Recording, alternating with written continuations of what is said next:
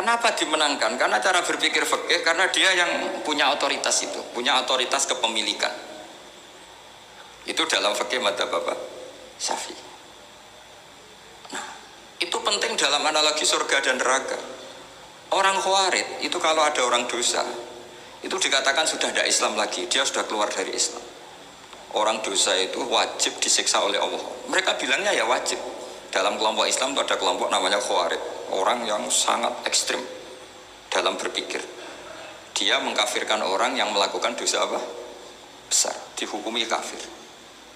Tapi pendapat ahli sunnah enggak, orang dosa besar ya dosa saja, tapi tidak usah dihukumi kafir. Kenapa? Cara berpikir ahli sunnah, surga neraka itu milik Allah. Kalau yang punya saja enggak apa-apa, ngapain Anda yang ribet? Yang punya surga neraka itu Tuhan, dan Tuhan memanggil-manggil orang yang salah itu disuruh tobat. Anibu ila rabbikum, wahai hambaku yang berlebihan, yang masih dosa, ayo kembali ke saya. Kapan saja kembali ke saya tak terima. Sehingga dalam madzhab ahli sunnah, otoritas khitab, otoritas kepemilikan yang berhak ya yang punya, orang lain itu nomor 2. Sehingga tadi kalau Anda bawa kayak motor saya, dan Anda teman akrab saya, tidak pamit saya, kalau saya bilang itu nggak apa-apa ya nggak apa-apa. Kalau saya bilang apa-apa ya apa, nggak penting orang lain. Sehingga ini wilayah yang agak sensitif, tapi ini ilmu, mau tidak mau kita harus dengar. Sehingga di fikih ada bab ulimar itu. Misalnya ada orang makan gedang goreng di warung terus ditangkap Pak polisi, wah ini pencurian, mesti bakulnya nggak terima. Enggak ada ini pencurian, memang tak jual. Nah, yang kasus begini, ini yang kasus, ini mungkin kasusnya anak-anak yang masih kos atau masih mahasiswa. Warung kantin dijaga ibu-ibu. Ada anak makan lahap, dikira belinya cash. Setelah dimakan ternyata akadnya utang. Nah, itu pertanyaannya itu halal apa enggak? Karena asumsi baiknya monggo-monggo. Karena apa, sudah mengkhayal nanti ada sekian uang cash didapatkan. Ternyata nyatet atau utang. Nah, kalau ngomong di depan, Bu saya mau makan di sini utang, kira-kira enggak boleh. Oh itu ada sekian PR, makanya saya sering muji orang-orang yang enggak alim. Enak-enak orang tuh orang enggak alim karena ada kesulitan seperti ini. Kita sebagai peneliti fikih itu sering kesulitan. Nah sama Anda misalnya naik Grab atau naik taksi atau apa, ketika Anda naik itu posisinya enggak sap apa pinjem, dikatakan akad sewa belum bayar, dikatakan pinjem nanti harus bayar. Jadi ada sekian masail fikih yang jadi perdebatan. Nah, apapun itu nanti kata finalnya itu dia yang punya, yaitu supir taksinya atau baeknya, penjaga warung tadi. Nah, sehingga hukum itu bagi orang lain sudah tidak sah kecuali bagi yang punya. Nah di sini ini kelihatan benarnya madzhab ahli sunnah wal jamaah. Ahli sunnah mengatakan apapun salahnya seseorang setelah dia beragama Islam itu wilayahnya Allah. Kita tidak bisa berbuat apa-apa. Makanya ada ayat laisa laka minal amri syai'un aw yatuba alaihim aw yu'adziba. Muhammad, meskipun kamu kekasih saya, kamu tidak punya otoritas menentukan si A dimaafkan, si A disiksa. Otoritas itu hanya bagi saya, kata Allah. Sehingga banyak orang yang Nabi kurang srek karena membunuh pamannya Hamzah malah dikasih tobat sama Allah, namanya Wahsy. Wahsy itu orang yang Nabi gak suka karena pernah membunuh Sayyid Hamzah di perang Uhud. Tapi sama Allah marah dikasih tobat. Salabah yang sering ibadah di masjid, sering iktikaf, saking seringnya ibadah itu sampai digelari hamamatul masjid, merpatinya masjid. Tapi na'udzubillah beliau malah berakhir dengan su'ul hati. Kita tidak pernah tahu. Kenapa begitu? Karena begini. Wilayah yang absolut itu hanya milik Allah Subhanahu wa taala. Sehingga Nabi kalau ketemu Wahsy ya bilang iman kamu sudah saya terima, Islam kamu sudah saya terima. Tapi saya ini manusia, tolong sembunyikan wajahmu dari saya. Karena kalau saya ingat kamu itu mangkel karena ingat kamu pernah membunuh Hamzah. Tapi saya sebagai Nabi harus nerima iman kamu karena Nabi itu gak boleh dendam. Tapi kalau mangkel-mangkel sedikit kayaknya agak boleh mungkin ya. Mungkin itu ya. Tapi profesional Nabi sebagai manusia gak berkenan melihat Wahsy. Tapi sebagai Nabi legowo terhadap imannya Wahsy. Tapi Allah sendiri yang ngendikan laisa laka minal amri syai'un aw yatuba. Coba orang munafik, kayak apa salahnya orang munafik? Tapi ketika Allah ngendikan tentang orang munafik gimana? Wa yu'adzibal munafiqina in sa'a aw yatuba. Allah bisa saja menyiksa orang munafik insya kalau berkehendak ya tobat atau Allah mengasih tobat. Nah karena pendapat ahli sunnah itu lebih valid sesuai ayat-ayat Quran, maka yang diikuti mayoritas di dunia adalah madzhab ahli sunnah wal jamaah. Dan itu dimulai cara berpikir yang sederhana, yang berhak menentukan khitab ya yang punya, titik itu saja. Yang berhak menentukan khitab ya yang, lah tentu yang punya alam raya ini hanya Allah Subhanahu wa ta'ala. Makanya Allah mensifati dirinya Malik Yaumiddin. Kita tidak bisa. Makanya bahaya ya, pikiran-pikiran kayak Khawarij itu bahaya. Sampai nggak usah tanya saya. Lalu Khawarij kalau di era modern siapa Gus? Anda provokator kalau tanya gitu. Ya itu tidak boleh provokator. Pokoknya pikiran itu salah karena membatasi otoritas Allah Subhanahu wa ta'ala. Allah itu paling tersinggung kalau sifatnya dipakai, dicatut. Di Sahih Muslim itu ada riwayat, di hadis Muslim termasuk hadis Sahih itu Bukhari dan Muslim, itu ada seorang soleh sujud. Pas sujud dia diinjak orang preman, kira-kira seperti itu kalau sampai diinjak. Terus si yang sujud tadi bilang gini, wallahi, ada kata wallahi la yaghfiru wallahu laka, demi Allah, Allah tidak akan maafkan kamu.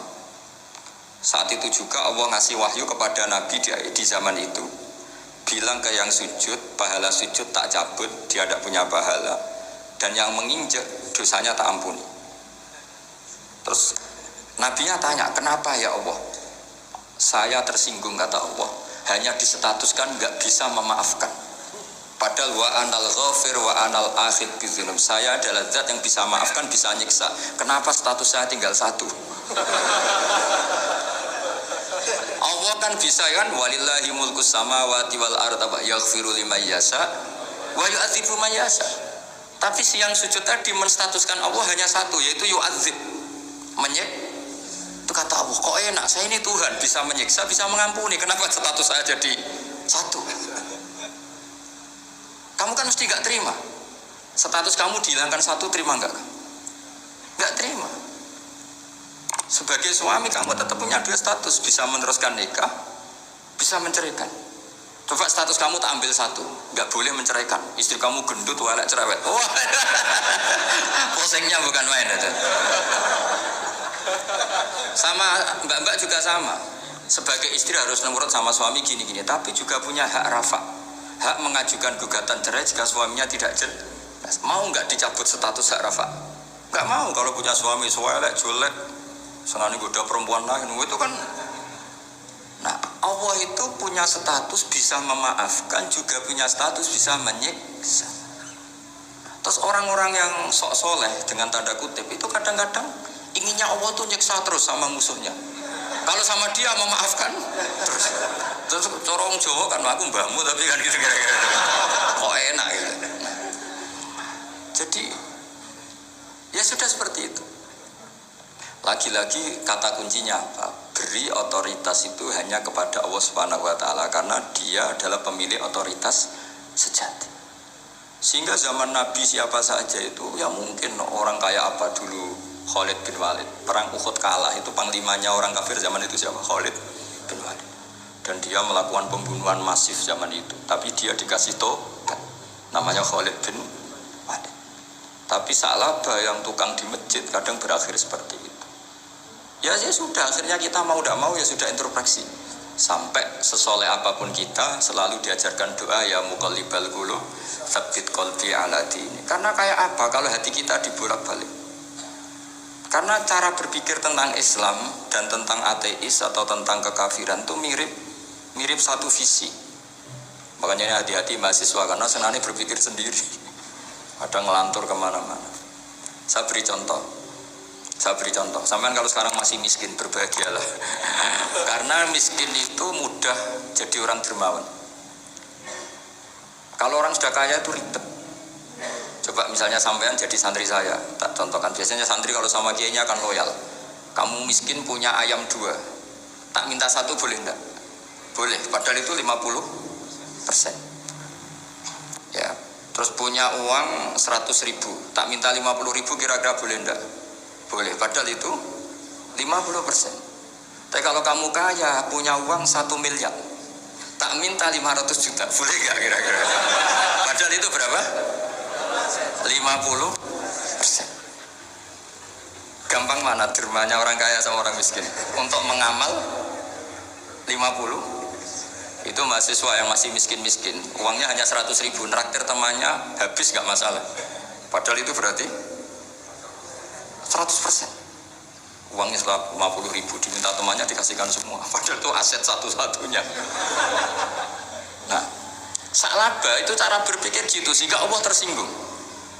Saya beri contoh ya, salaba itu singkat cerita kan kalau habis jamaah salam langsung lari pulang. Terus ditanya sama Nabi, kenapa kamu kesusu pulang gitu? Istri saya di rumah masih belum pakai baju karena gantian sama saya. Saking miskinnya tuh baju itu gantian. Sama nggak usah bayangkan lalu di rumah telanjang kayak apa, berarti kamu porno. Kamu porno berarti tidak boleh. Pokoknya ceritanya seperti itu, tidak usah lari, gantian pakai itu. Singkat cerita, ya Rasulullah, buat saya ini didoakan kaya. Sampai 3 kali Nabi bilang bisa saja miskin itu lebih baik bagi kamu. Lama-lama sampai memaksa Nabi, akhirnya Nabi berdoa. Terus beliau kaya. Dan Salabah agak salah, dia nggak minta paket kaya barokah, tapi mintanya kaya saja, diturutin kaya.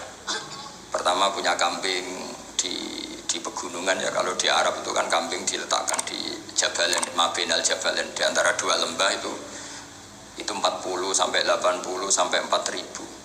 Singkat cerita ketika 40 Nabi sudah memerintahkan sahabat diminta zakat.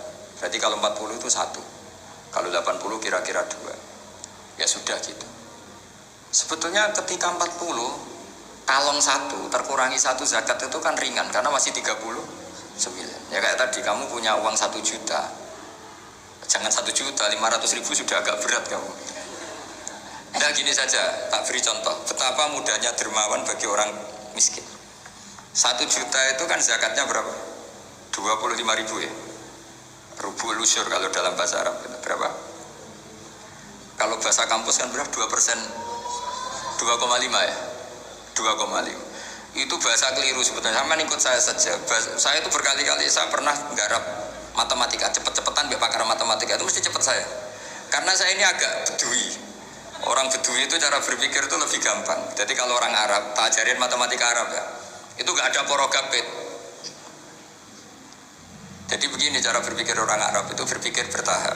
Ya kalau 2,5 itu kalau orang Arab bilang rubul usyur apa? Rubul usyur, 1/4 dari 10. Jadi kalau orang Arab berpikir bertahap. Jadi misalnya 1 juta, 1/10-nya berapa? 100.000. Terus 1/4-nya berapa? 25.000. Jadi disebut rubul usyur, 1/4 dari 10. Jadi 1 miliar, cari 1/10-nya dulu, 100 juta. Terus 1/4-nya.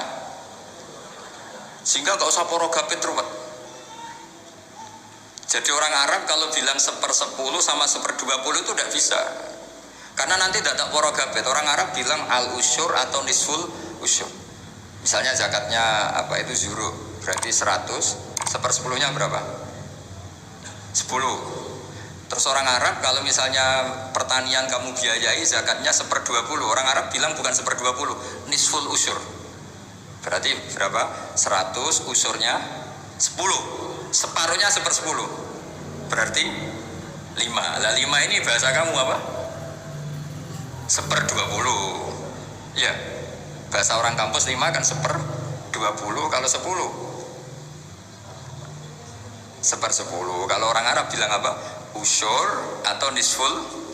Kan gampang gitu. Ya saya ulang lagi ya. Berarti kalau 1/10-nya 1 juta, usyurnya berapa? 100. Nisful usyur 50. Ya. Gampang mana matematika Arab sama matematika ini sampai? Daripada sama dia porogaf betul pusing saya lihat itu. Ya sudah gitu aja. Pokoknya diusurkan semua. Orang Arab kalau bilang itu diusurkan semua. Berarti 1 juta. Misalnya zakat mal kan 2,5 berarti 1 juta. Usur dulu berarti 100.000. Lah zakatnya itu rubul usyur, 1/4 dari 1/10. Ya di 1/10 dulu berarti 100. Habis itu rubul usyur 1/4 dari 1/10 berarti ya, jadi gampang aja 1 juta tulis saja langsung 100.000 usyur terus 1/4-nya 25. Gampang mana? Gampang lagi pakai kalkulator. Nah, sekarang begini. Kira-kira kalau kamu punya uang 1 juta diminta zakat 25.000 enteng enggak? Enteng. Biasa kan kita punya uang 1 juta naktir teman sampai habis 100.000, 200 enteng. Tapi kalau sudah 10 juta 10 juta berarti rubuh lusurnya berapa? 250. Kalau 1 miliar 25 juta. Wah, itu sudah pikiran kamu kan bikin toko baru, bikin konter baru. Nah, kalau 100 miliar berapa? 200. Nah, sak labah ini ketika dimintai zakat ketika 40 enggak, masih kambing 40 enggak mau, 80 enggak mau, sampai hampir 4.000. Kalau 4.000 misalnya digawe rata-rata 51 aja, digawe bulat ya. Berapa sebenarnya? Per 1.000 kan 20. Ya kan? Per 1.000 kambing kalau dipakai 50 saja, per 1.000 kambing berapa? 20 kan? 20. Kalau 4.000 80. Kira-kira itu misalnya dipakai 50. Apalagi itu 40 lebih banyak lagi. Akhirnya ngomentari sahabat yang disuruh Nabi ngambil zakat. Wah, ini tidak zakat, pemerasan. Karena jumlahnya sudah signifikan. Maka kalau kamu ingin dermawan sekarang, itu bisa dermawan 50%. Itu punya 2 ayam kurus lagi. Diminta masjid untuk syukuran, mas bawa aja. Punya kambing kurus 2. Nah, kamu hanya itu. Ada panitia masjid minta sumbangan, kasih aja 1. Sudah ngamal 50%. Tapi kalau punya sapi limusin 2, yang per 1 harganya 70 juta. Kalau diminta 1 kan nilainya tetap 50%. Gampang mana orang miskin sama orang kaya ngamal? Orang miskin. Terus kedua, hebatnya orang miskin itu kalau ngamal itu dramatis. Betul itu. Jadi makanya kenapa Nabi suka orang miskin. Loh, saya pernah ditanya, saya ini punya teman yang kaya raya. Dia biasa ngamal 1 miliar, 2 miliar. Dia nggak terima sama fatwa saya, Gus kenapa Anda masih muji orang miskin? Ngamalnya tuh banyak saya sekali ngamal bisa 1 miliar, setengah miliar. Tapi kata saya, ngamal kamu itu udah dramatis, nggak seru kata saya. Terus dia tanya, kok bisa Gus? Dia orang kaya, paling ngamal 1 miliar untuk bangun masjid, 1 miliar, setengah miliar bangun pondok, setengah miliar. Tapi kalau orang miskin, misalnya tukang beca, orang miskin kan pasti kawannya orang miskin. Kan nggak mungkin orang miskin utang Abu Rizal Bakri, utang Yusuf Kala, kan nggak mungkin. Kenal saja enggak. Orang miskin kan utangnya sesama orang miskin. Itu pasti itu kan hukum sosial ya. Nah ternyata itu hari itu anaknya enggak makan, hari itu istrinya mau kelahiran. Utang sesama miskin, diutangi 50.000. Tapi uang ini dramatis. Kalau hari itu nggak makan mati. Artinya apa? Ada orang ngamal 1 miliar untuk bangunan, kadang aksesoris. Yang satu ngutangi 50.000 tapi taruhannya nyawa. Nah sekarang menyelamatkan nyawa sama bangunan keren mana? Maka berbahagialah orang miskin. Karena komunitas mereka ini utang piutang urusan apa? Nyawa. Jadi ini lebih dramatis ya. Lebih dramatis. Lebih keren. Loh, makanya utang piutang orang miskin itu paling diabadikan Quran. Karena lebih keren, lebih keren. Karena nyawa apa? Loh, saya ini kan termasuk kecil sudah kiai agak keren, sudah kiai agak mapan. Itu kalau orang-orang kaya nawarin saya paling Gus nggak ganti mobil, nggak ganti aksesoris mobil itu nggak keren. Al-Nadikan tetap ngamal pun nggak keren. Tapi kalau orang miskin, saya sering kan dengar cerita mereka orang itu ngeri. Kayak cerita yang diabadikan Quran itu, wayu siruna ala anfusihim wa kana bihim khassas. Itu Nabi mengumumkan saya punya tamu tapi hari ini saya tidak bisa hormat tamu. Ada sahabat yang usul, saya ya Rasulullah, perlu dicatat dulu di Arab tuh nggak ada warung, nggak ada GoFood, nggak bisa kamu pesen online terus, nanti delivery gitu nggak bisa. Nah terus akhirnya datang ke rumahnya, datang istri saya ada makanan, tidak ada hanya untuk jatahnya bayi. Terus ya sudah, bayinya kamu tidurkan supaya jatah itu dimakan tamunya Rasulullah. Tapi kan jatahnya orang satu, tamunya kan malu kalau nggak ada yang nemanin. Terus ya sudah, lampunya dimatiin, pura-pura kamu nemanin. Wos yang satu ya ada piring sama sendok, pura-pura nemanin, yang satu makan betul. Itu diabadikan Quran. Karena apa? Dramatis gitu. Sehingga pagi-pagi dia datang ke Nabi, kamu punya amal apa? Sehingga tadi malam ada ayat wa yusiruna ala anfusihim wa law kana bihim khasasah. Mereka mengalahkan kepentingan dirinya sendiri meskipun punya kepentingan sendiri demi tamu tadi. Terus cerita dia, kita tamu tadi malam ya Rasulullah, yang saya sanggup menghormat, sebenarnya saya tidak punya apa-apa, hanya jatah bayi. Itu aja dramatis, bayinya ditidurin dulu. Tapi dia disuntik ganja, tidak ditidurin. Ditidurin biasa nanti ya. Ditidurin biasa, terus suami saya pura-pura nemani, lampu dimatikan. Nah, mungkin tamunya saking laparnya, gak penting mikir itu, yang penting makan aja. Jadi maka sebetulnya orang-orang miskin itu tidak usah hiru, wah itu orang kaya bisa ngamal masjid 1 miliar, 2 miliar. Tetap ngamalnya ini sesuatu yang tidak mendesak. Tapi sesama orang miskin, kalau temannya minta tolong itu mesti dramatis. Istri mau kelahiran, kematian, kelaparan. Pokoknya yang diselamatkan itu seru semua. Artinya gini ya, kalau miskin ya nikmati saja, itu ada peluang untuk menyalip pahalanya orang-orang. Tapi yang kaya ya tetap kaya. Kalau semuanya miskin, nanti yang miskin kerja di mana kalau semuanya miskin? Ya kembali ke tadi, ke ilmu khitab. Kalau ini tidak dipelajari, maka orang Khawarij ini megang otoritas. Tidak bisa. Mereka enggak menguasai pintu surga maupun pintu neraka. Enggak bisa. Mereka dengan seenaknya, tobatnya orang yang pernah gini enggak diterima. Tidak bisa. Wilayah yang terima tidak itu wilayahnya Allah Subhanahu wa Ta'ala. Jika kita tetap berpendapat sesuai eksplisit yang ada di Quran, walillahi mulkus samawati wal ardi, apa yaghfiru liman yasha wa yu'adzibu man yasha. Sehingga enggak boleh kita pegang otoritas agama, enggak boleh. Kita hanya bisa menjelaskan. Kalau pegang enggak boleh. Misalnya saya dengan sampean surganya dulu mana? Bisa saja dulu jenengan. Kok bisa Gus? Ya kan mungkin wah keren ngaji tawadhu mau. Mungkin saya dari bab tawadhu keren sampean. Di bawah saya di atas, di bab tawadhu keren sampean. Jika kalau surga kok jalurnya tawadhu mesti dulu sampean. Karena sampean di bawah saya di atas. Tapi saya nanti protes sama Allah. Protesnya gini, posisi saya diperintah ya. Gayanya mereka duduk di bawah, tapi merintahkan saya supaya mau mengajak. Jadi nggak ada sopan-sopannya karena mereka merintah ya. Ya terutama di PPI ya Pak. Oh itu nggak sopan sekali kan merintah.